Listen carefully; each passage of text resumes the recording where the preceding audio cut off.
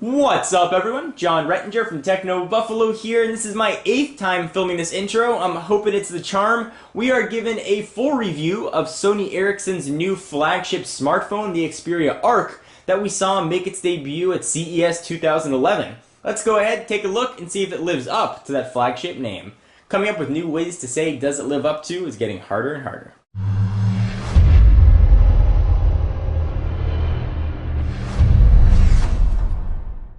Alright, so let's run through the specs very quickly of this extremely thin smartphone. It's got an odd size 4.2-inch diagonal screen with a resolution of 480 by 854. It's running Sony's new mobile Bravia engine, which we'll talk about at length. It's one of the few phones out now that's got Android 2.3 Gingerbread. It's got Sony's proprietary Timescape UI, so you're going to get some new widgets and have your information arranged in a hierarchy type order. I'm not the biggest fan. We've talked about it though at length.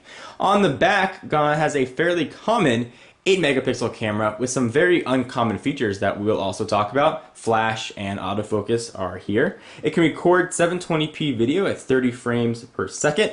It's got a 1 gigahertz Scorpion processor in it with a 1500 milliamp hour battery. Alright, specs are specs. How does they actually come together in a full package? Let's talk first about call quality of the Xperia Arc. You can probably see by that arc shape where it gets its name from.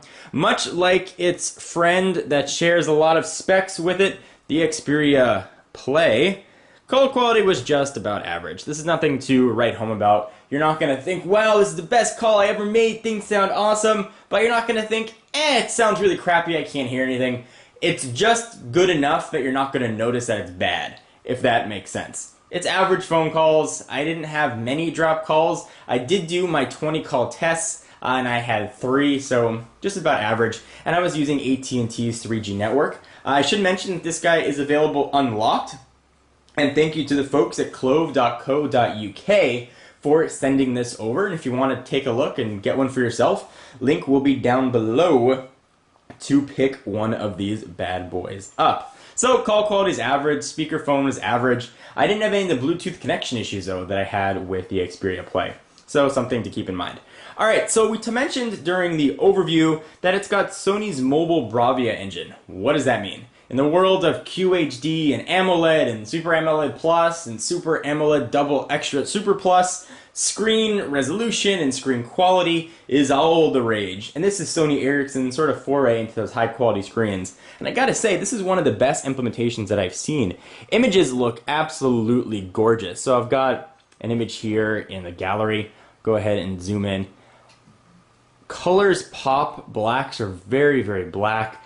Pretty decent visibility in direct sunlight as well. And you don't get that sort of haze on white areas that you have with other screens. I'm looking at you. Original AMOLED, Super AMOLED Plus doesn't have it that bad. Screen is just absolutely beautiful when you're looking at text. So if I jump on over to the web, for example, and we take a look at a site, perhaps like Techno Buffalo, assuming I can select the icon. There we go. You can see the whites actually look pretty white. They don't have that tint that I mentioned earlier. The screen here is really, really very pretty. So we're on sort of Twitter feed. You can see that it does look very nice. We'll go ahead and exit out of that. There we go. Now you can actually look at the website. Text is going to be very crisp and very clear. You're going to have no problem reading text on this. I wouldn't necessarily read an ebook, although you could because it's Android and there's a ton of ebook options. But it looks very, very, very nice and very solid. Alright, so it's called the Arc, the ARC, and everybody made funny jokes that Noah should have reviewed this phone, and then you could have said it was Noah's Arc. And honestly, if I thought about that, we probably would have had Noah review it because those jokes would just be funny and awesome. So it is called the Arc because of its arced shape. And that arc shape makes this phone feel really nice in the hand. Right where you hold it in the middle, it is extremely thin, and it tapers out on both sides. This is one of the most enjoyable phones to hold. I know that sounds very weird, but holding some of the chunkier phones feels a little bit strange. It just feels very, very nice, and it's extremely thin. If you look at it, for example, if we make a little smartphone sandwich next to something like the Xperia Play, which of course has that slide-out keyboard, is going to add some thickness, you can really appreciate how thin this phone really is. If you look at something like the Droid Charge, again, you can really see how thin this is. And just because I know you Android folks want to see it, Here it is next to the iPhone 4, which at one point was the smallest or thinnest smartphone out there, and now the Xperia Arc just absolutely dwarfs it. This thing is just so very, very thin. So for as good as the design is, Sony made some weird design cues. So if you saw my review of the Xperia Play, I talked about the strange button alignment here on the bottom and how they're a bit out of order for what we've seen on previous Android smartphones.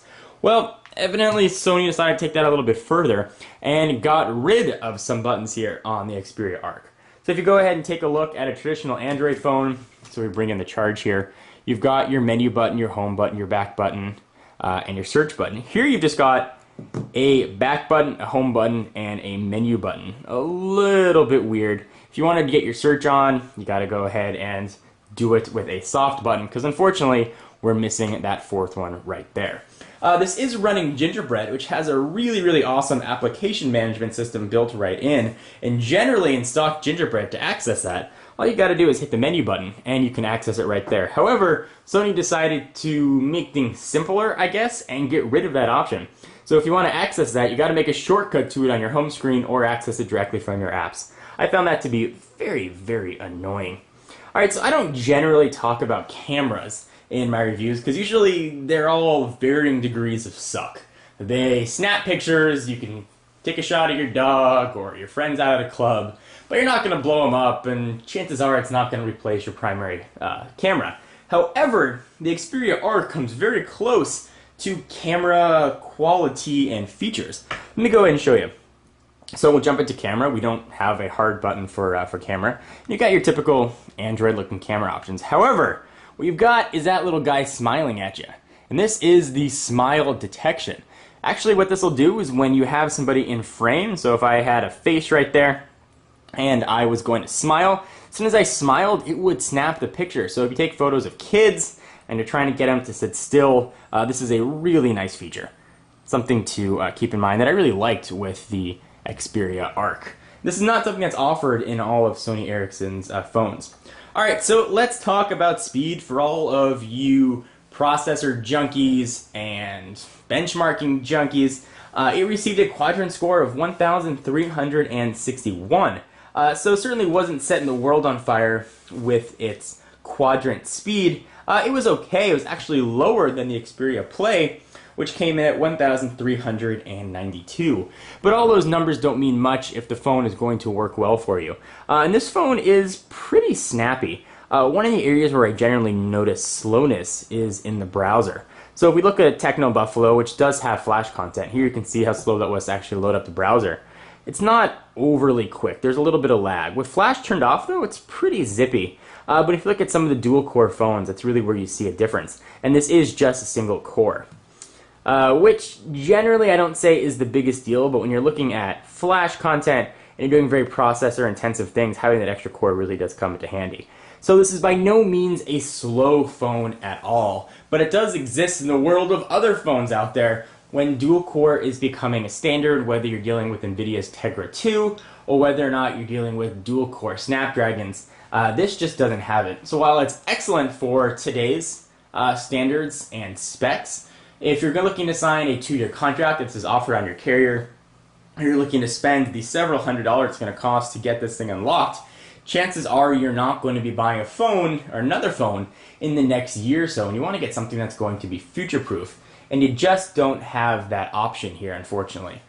So do I recommend this phone? Absolutely. For right now, it is a solidly spec'd phone in a gorgeous package, but it's not future-proof. So you don't have support for full HSPA+, you don't have LTE, you're not going to have that dual core, which is probably going to become standard in the next year or so. So you're going to get a phone that's going to work great now, and developers have certainly been making tons of applications, but it's not going to be optimized for the dual core phones that will be coming out inevitably in the next few months. So if you're in the market for a phone that's going to work well, is going to give you relatively decent speed, and looks damn good while doing it, the Xperia Arc is going to be a very solid phone. However, if you're one of the few that needs to have the latest and greatest technology, this is by no means a future-proof phone, and you might be better off waiting for the Arc 2, which presumably will have dual-core, or another Sony Ericsson phone which will sport 2 cores.